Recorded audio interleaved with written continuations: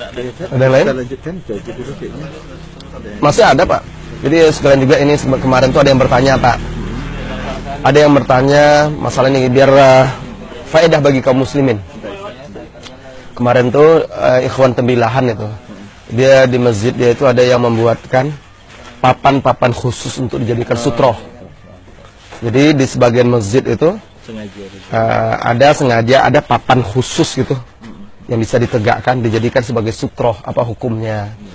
Nah setelah saya pelajari, saya lihat fatwa-fatwa ulama juga, ternyata yang seperti itu tidak dianjurkan. Bahkan ada sebagian ulama yang mengatakan itu kita jadi mirip seperti orang-orang musyrikin sengaja mengkhususkan suatu benda untuk diletakkan di depan lalu dia sujud kepadanya. Karena jadi disengajakan mengkhususkan benda itu sebagai sutroh. Itu malah tidak boleh. Kenapa? Kita sepakat hadis-hadis banyak sekali yang memerintahkan kita sholat kepada sutroh. Tapi tidak ada satupun hadis yang menjelaskan Rasulullah SAW membuatkan satu benda khusus untuk dijadikan sutroh di masjid. Tidak ada. Kalau memang itu harus, pasti Rasulullah lakukan kalau itu. Karena itu butuh setiap waktu orang sholat kan. Nggak pernah. Malah sahabat itu dalam hadis disebutkan, para sahabat itu kalau habis sholat sunat mereka bergegas berebut-rebut mencari dinding dan tembok. Dinding dan tiang untuk sholat sunat dijadikan sutroh. Kenapa tidak dibuatkan khusus saja? Mimbar saja Rasulullah bisa buat mimbar, disuruhnya buat mimbar karena butuh. Padahal ini lebih penting lagi, ya kan? Nah ini menunjukkan bahwasanya membuat kayu-kayu atau apa khusus diletakkan jadi kayak batu nisan pula kan, letakkan di depan sebagai khusus untuk sutroh saja itu tidak boleh. Bahkan dalam fatwa Lajnah Daimah Lembaga Riset dan fatwa Arab Saudi juga mereka katakan ini tidak pernah dilakukan dan tidak dianjurkan. Nah, bukan khawatir takalluf. Takalluf itu berlebihan dalam melakukan sebuah ibadah. Rasulullah lihat yang dijadikannya sebagai sutroh, tombak. Tombak itu kan kegunaannya bukan sutroh, tapi karena kebetulan ada pelana kudanya.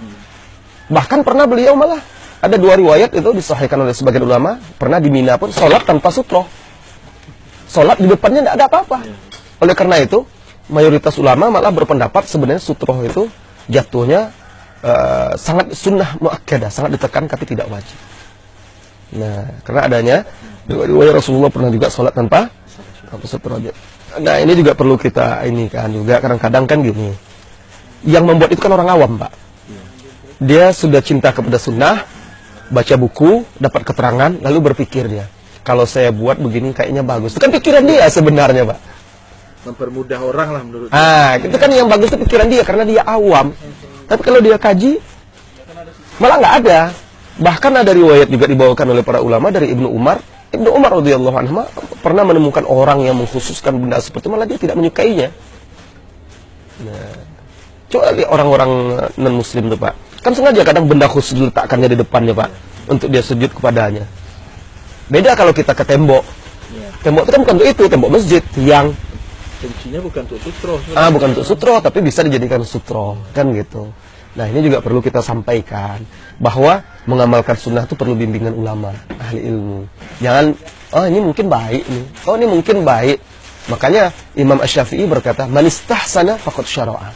Barang siapa yang baik suatu perkara dalam ibadah, maka itu termasuk membuat syariat. Ini yang kita khawatirkan kan gitu. Anggap baik. Ternyata itu tidak ada. Nah ini mulai banyak bertebaran Pak di masjid-masjid ya, orang yang awam yang sudah mulai mengenal sunnah, mereka buat itu khusus. Baik, iya, belum tentu baik. Ini perlu kita sampaikan juga. Ternyata para ulama sudah membahas itu. Nah, cuma banyak yang belum tahu saja.